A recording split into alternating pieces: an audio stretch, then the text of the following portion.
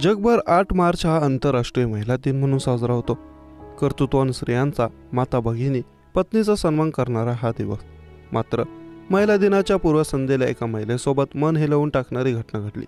महिलेला निर्दयी वागणूक दिल्याची घटना म्हसळा तालुक्यातून समोर आली. तिच्या डोक्यात लाकडाने वार करण्यात आला. उशीने तिचे तोंड दाबून तिला जीवानीशी मारण्याचा प्रयत्न झाला. यातही जीव जात नव्हता म्हणून त्याने तिच्या गळ्यावर स्क्रूड्रायव्हर देखील खुपसला आहे. या घटनेमुळे रायगड हादरला आहे.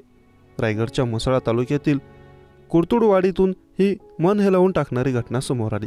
पीडित महिला घरी कपडे धुत असताना तिचा पहिला नवरा व त्याचा मित्र अचानक दरवाजा ढकलून घरात घुसले. त्यांनी तिच्यावर थेट हल्ला चढवला. दोघांनी महिलेच्या डोक्यात धोपटणे घालून तिला खाली पाडले. एवढ्यावरच न थांबता नवऱ्याच्या मित्राने तिचे तोंड उशीने दाबून ठेवले आणि हिचा काटा बऱ्याच दिवसांपासून काढायचा होता. आता चान्स मिळाला आहे, हिला जिवंत सोडायचं नाही असं म्हणत तिच्या गळ्यावर स्क्रू ड्रायव्हर 2 ते 3 वेळा खुपसला.